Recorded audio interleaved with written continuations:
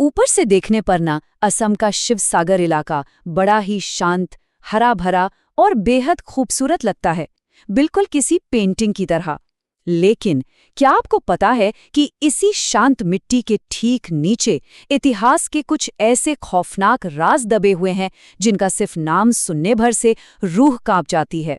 आज की हमारी इस चर्चा में हम सीधे इसी ऐतिहासिक चक्रव्यूह यानी ताला तल घर के उस शापित भूमिगत महल की गहराइयों में उतरने वाले हैं।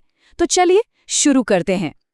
अब जरा एक पल के लिए कल्पना कीजिए, क्या हो अगर किसी अनमोल खजाने की रक्षा लोहे के भारी ताले नहीं बल्कि कोई भटकती हुई आत्मा कर रही हो। सुनने में किसी हॉरर कहानी जैसा लगता है ना। लेकिन जब हम इसके मूल स्रोतों को खंगालते हैं तो सबसे डरावनी बात यही सामने आती है कि यहाँ बात सिर्फ सोने चांदी की नहीं हो रही है। हम बात कर रहे हैं एक बेहद खौफनाक और अलौकिक प्राचीन व्यवस्था की, जो आज भी वहाँ मौजूद मानी जाती है। इस पूरे रहस्य और इसके वास्तुशिल्प को समझने के लिए बस एक नंबर याद रखिए, और वो है 7। देखिए, तालातल घर कोई आम ईंट पत्थर की इमारत बिल्कुल नहीं है। ये एक विशाल भूल भुलैया जैसा ढांचा है जिसमें कुल 7 मंजिलें बनाई गई थीं। 4 मंजिलें तो जमीन के ऊपर हैं, जो आप देख सकते हैं, लेकिन असली खेल और असली रहस्य शुरू होता है जमीन के नीचे। इसकी सबसे गहरी 3 मंजिलें जमीन के नीचे एक ऐसे घुप अंधेरे में छिपी हैं जिनके रास्तों को आज तक पूरी तरह से मापा ही नहीं जा सका है। इस रहस्य की जड़ तक पहुंचने के लिए हमें सबसे पहले अहोम साम्राज्य और उनकी उस गौरवशाली विरासत को समझना होगा जिसने इस महल को जन्म दिया।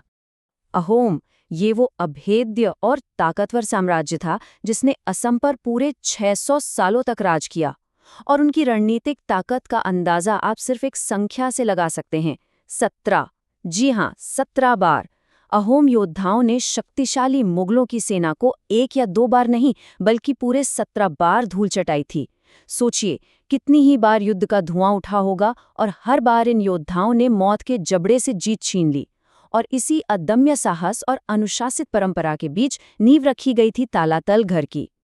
अब ये समझना बहुत जरूरी है कि ये भूमिगत महल राजाओं के ऐशो आराम की जगह नहीं था, बिल्कुल नहीं। इसे बनाया गया था अत्यधिक गोपनीयता के साथ साम्राज्य के अस्तित्व को बचाने के लिए। एक तरह का अल्टीमेट रॉयल वॉल्ट कह लीजिए।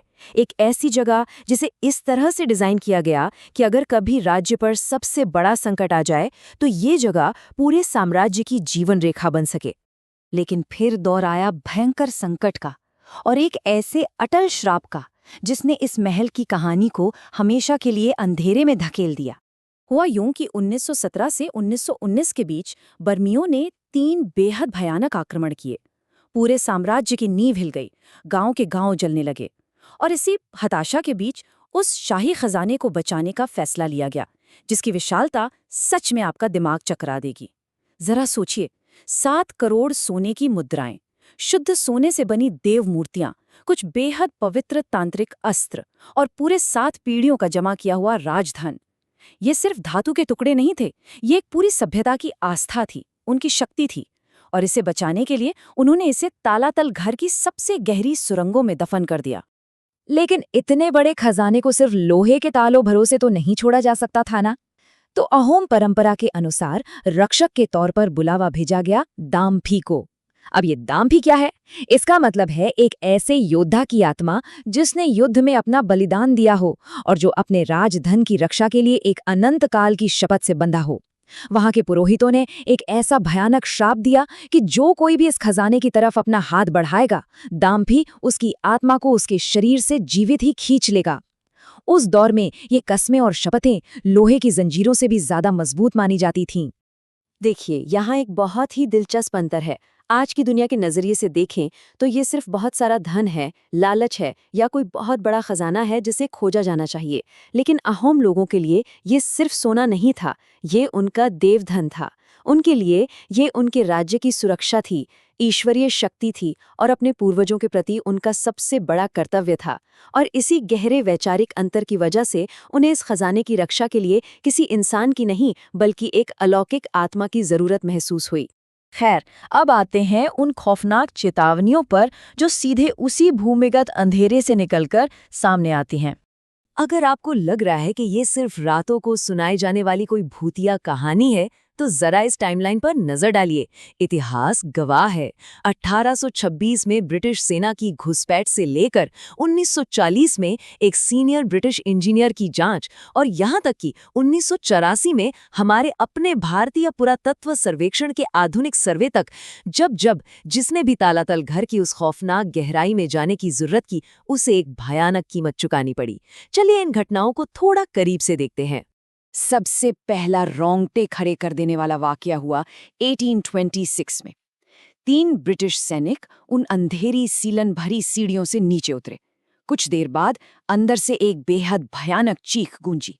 जब बाहर खड़े लोगों ने उन्हें खींच कर निकाला तो तीनों के तीनों बेहोश थे। लेकिन सबसे डरावनी बात तो ये थी कि जब उन्हें होश आया तो उनमें से एक सैनिक जीवन भर के लिए अपनी आवाज खो चुका था। उस घुप अंधेरे में जो कुछ भी था, उसने उसकी आवाज हमेशा के लिए छीन ली थी। इसके बाद 1940 में एक बहुत ही सीनियर ब्रिटिश इंजीनियर वहां जांच करने गया।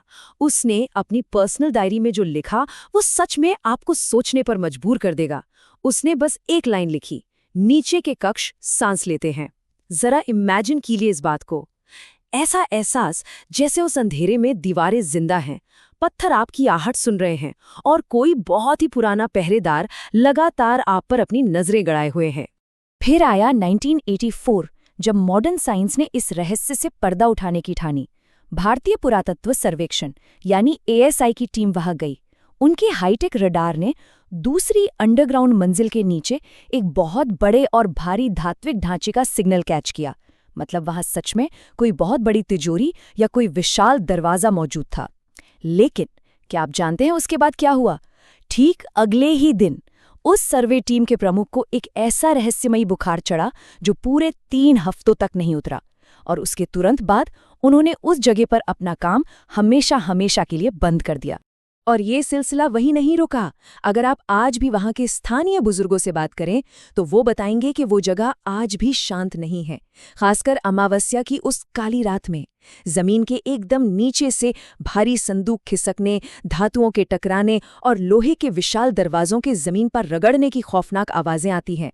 और जो बात सबसे ज्यादा विचलित करती है वो है पत्थरों की एक गहरी दरार से फूटने वाली एक बहुत ही पतली नीले रंग की रोशनी। वहां के लोग आज भी मानते हैं कि ये रोशनी उसी दामफी की आंख है जो इतने सदियों बाद भी अपनी ड्यूटी पर तैनात है। लेकिन रुकिए, ये सिर्फ आत्माओं का खौफ नहीं था।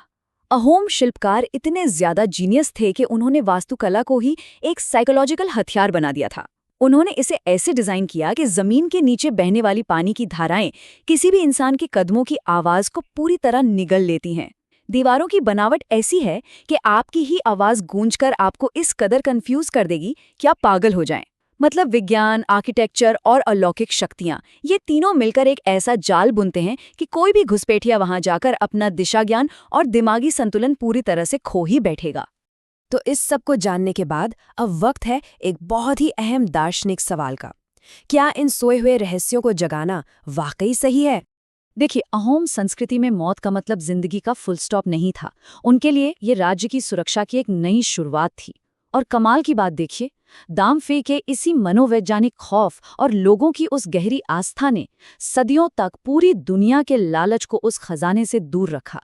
उन्होंने सचमुच अपने साम्राज्य की आखिरी सांस को आज तक बुरी तरह महफूज रखा हुआ है।